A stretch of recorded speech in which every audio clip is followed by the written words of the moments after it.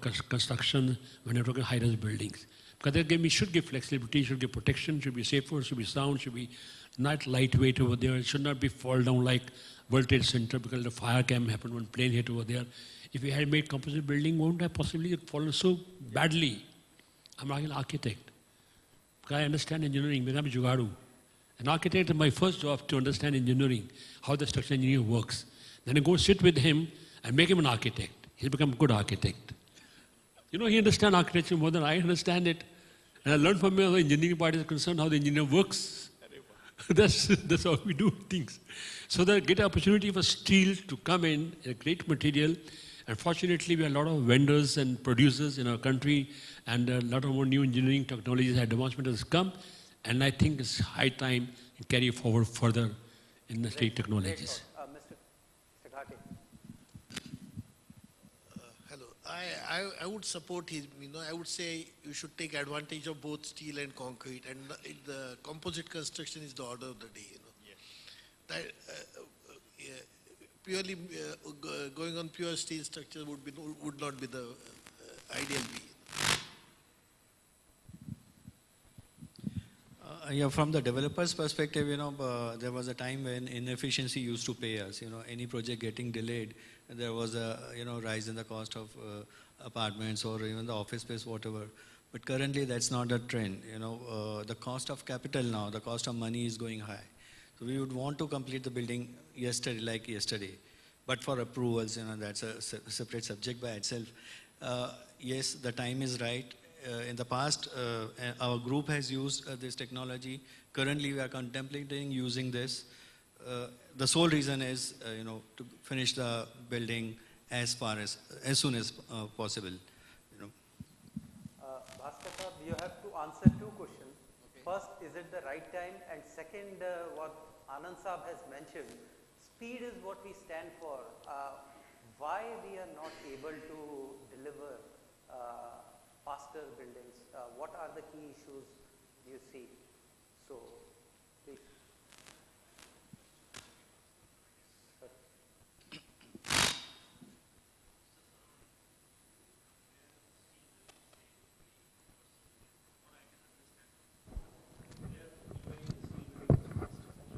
Why is it slower here?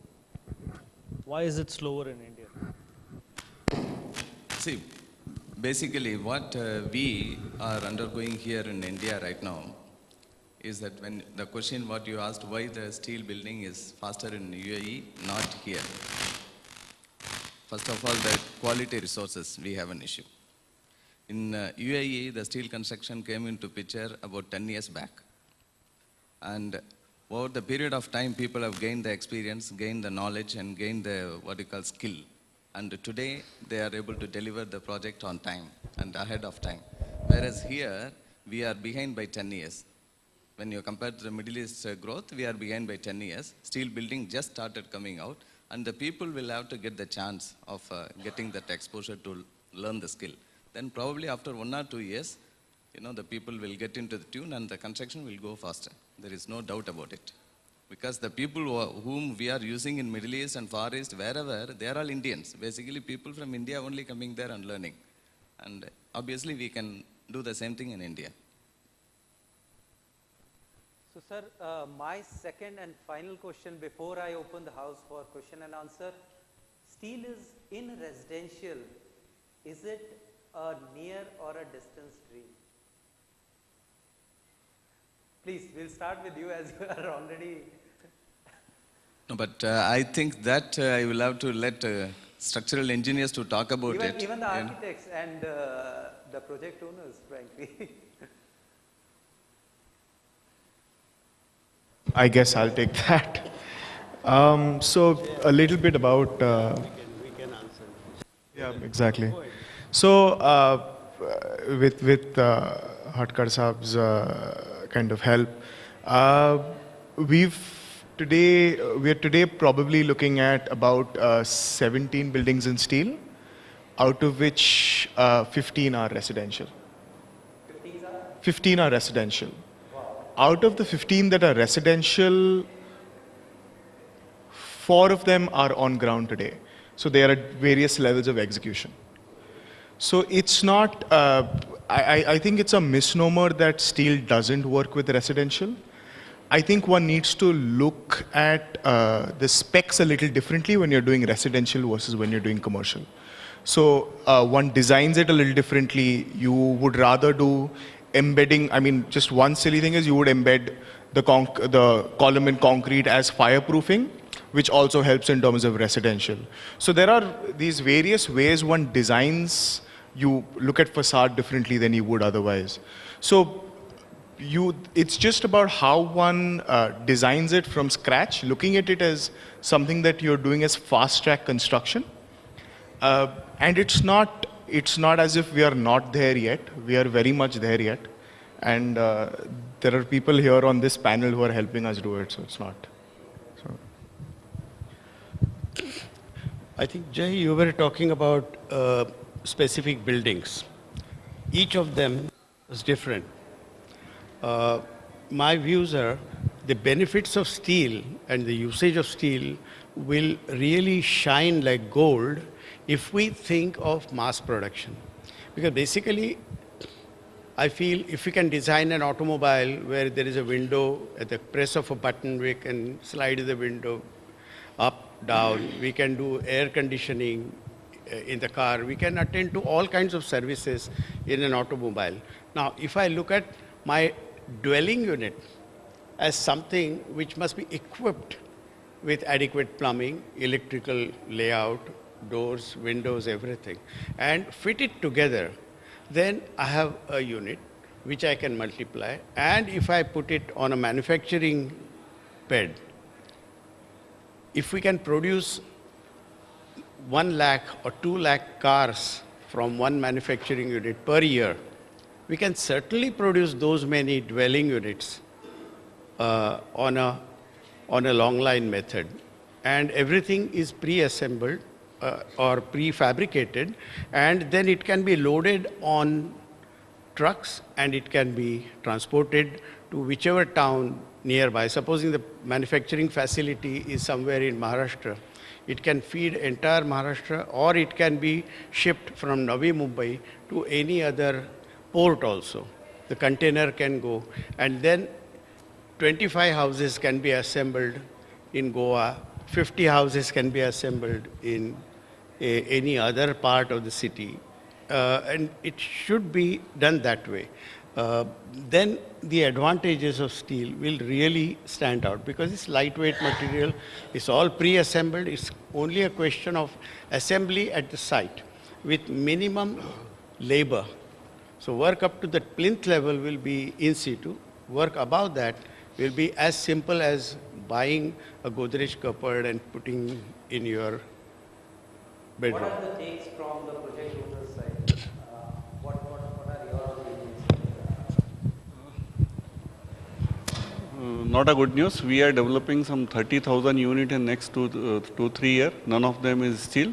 Another 50,000 is units in the drawing board or selling stage. None of them in steel.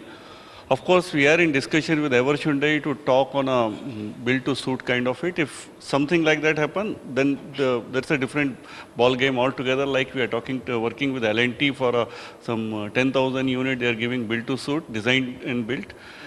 But if you really ask me, as on now, no. As on now, we are, I'm not sure about the Bombay, but in the Bangalore, Chennai or other market, with the land pricing and cost implementation, the almost 10% additional cost on a residential unit is simply not viable. Even present RCC costs are not viable in smaller cities and all. So, as on now, RCC is big no, but what Mr. HADKER is telling, if steel industry can innovate in that way.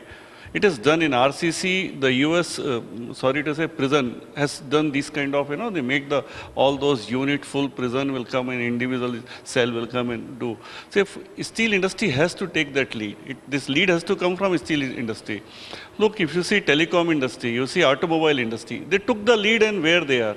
Now the same car you get on a little less or more value with a much more additional design feature than the earlier. We have to think in that line. You think, where is the internet industry? The people who have innovated, they have done well. Concrete has innovated, so concrete has taken the majority stake. Steel has to innovate. They may have to get the fireproof steel, they may have to get the much higher grade steel on a smaller member, so everybody can use. Look, another thing is steel for a developer point of view is a little bad news because it's a capital. I have to load the capital first. Concrete and all, it's a gradual payment. Still, I have to pay in advance and do it. So, industry has to start thinking how they innovate on the line. That leadership has to come from them. We are looking for new way for developing the units or flats. But we will go and choose which is the best available and proven because I have to convince customer also.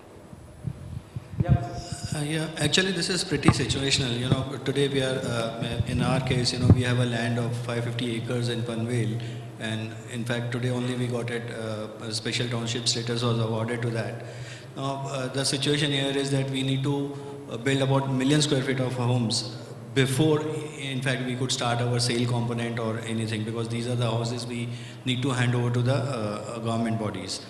Now, in that scenario, I would go with Mr. HADKER that, I need something which is modular, which can go up to, say, about 21 floors high, and I'm able to churn out this huge volume as fast as possible so that it gives me further advantage. As he mentioned, there is a capital cost, but in any case is going to happen. Now, if I'm able to cut down my timings on this, I'm going to benefit. And see, there is another peculiar aspect in city of Mumbai. We have the future is going to be slum redevelopment. Now, a lot of slum developments happen, and first we go with a stage of making transit houses, and then we go make a rehab component, and then we go to the sale building. Which is where I would architects can come into play. The transit accommodation at first place can get converted into proper rehab, but the mindset of people is that it's a steel building, it's not taken upon as, it's looked down upon. Now, which is where if architects can come out with different kind of skins, give them a look and feel of being a modern building, be it rehab or even the regular sale buildings, would help a lot. This saves again the cost and time in terms of the slum rehabilitation programs.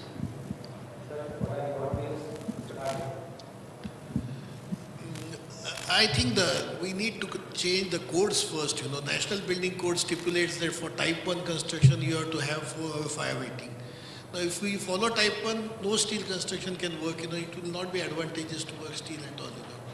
Most of the buildings are done with type 2, or they do not follow National Building Code in totality.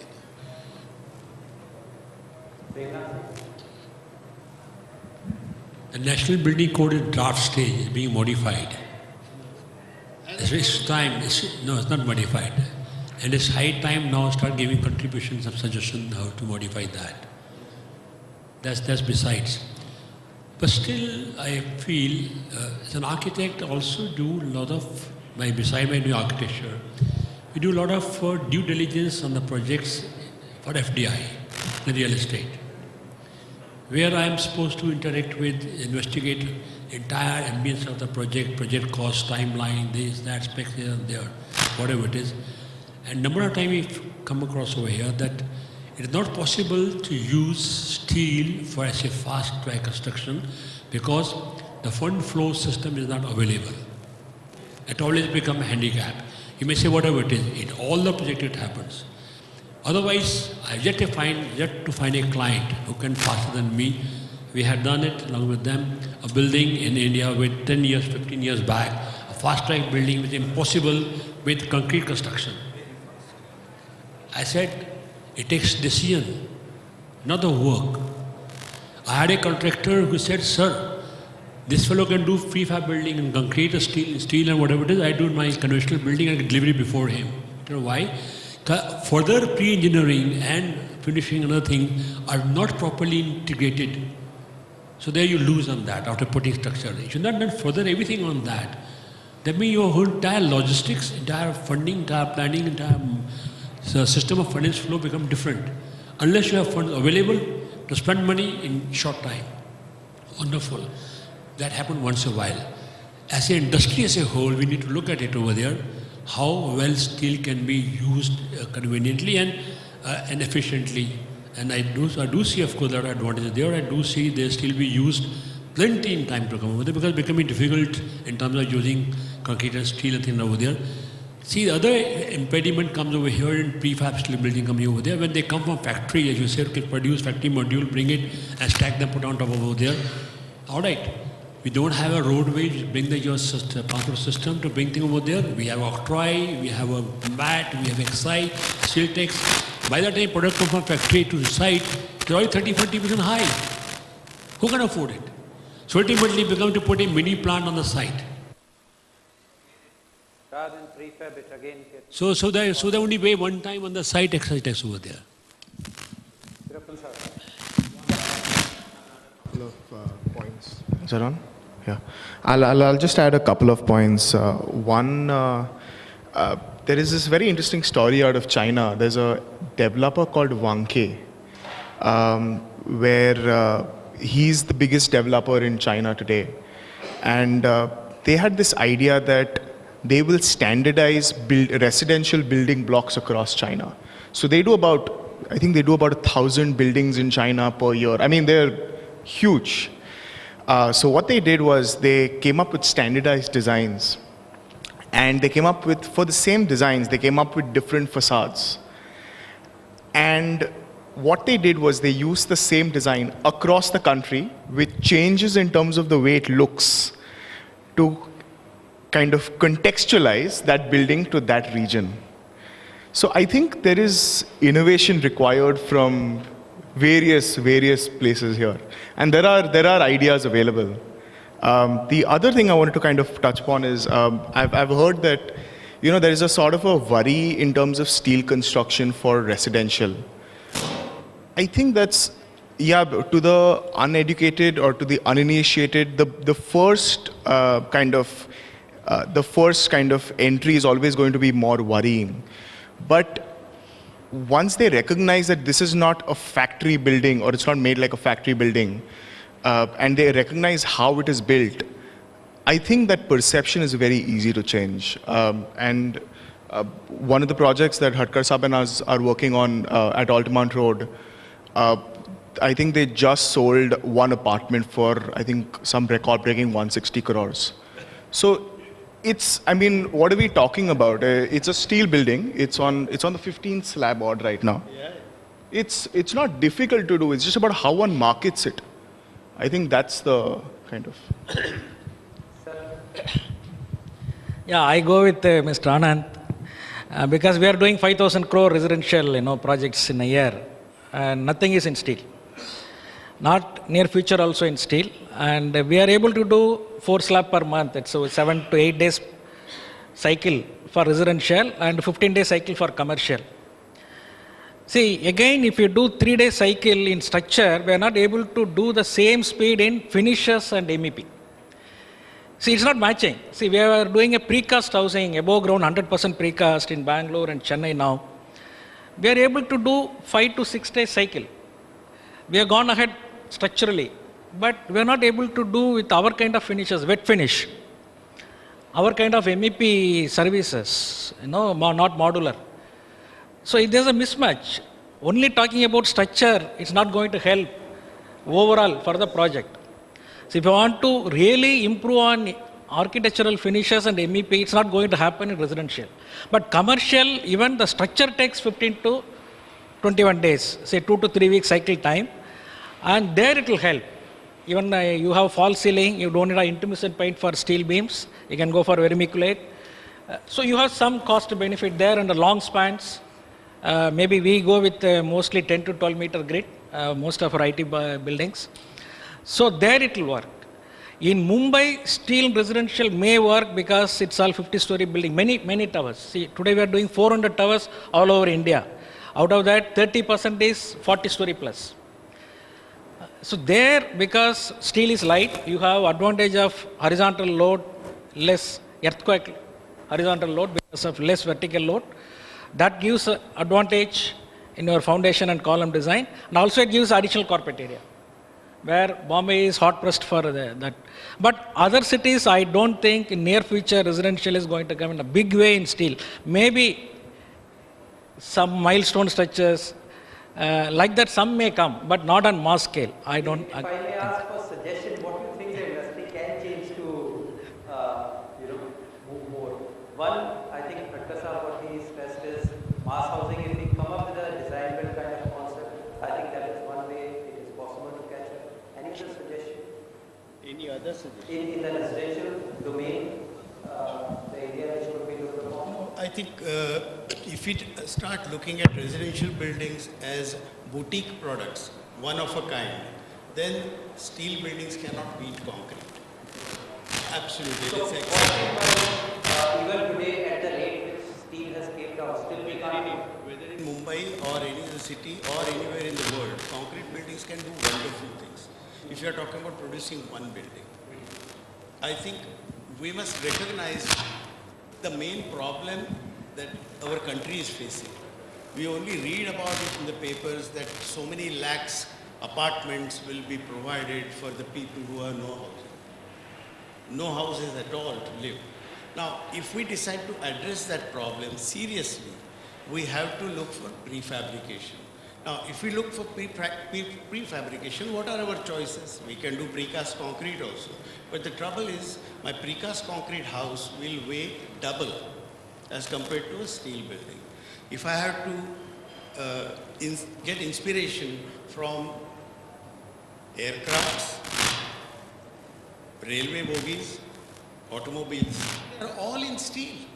I mean, what are we talking? And aluminium. So we have to change the way we think.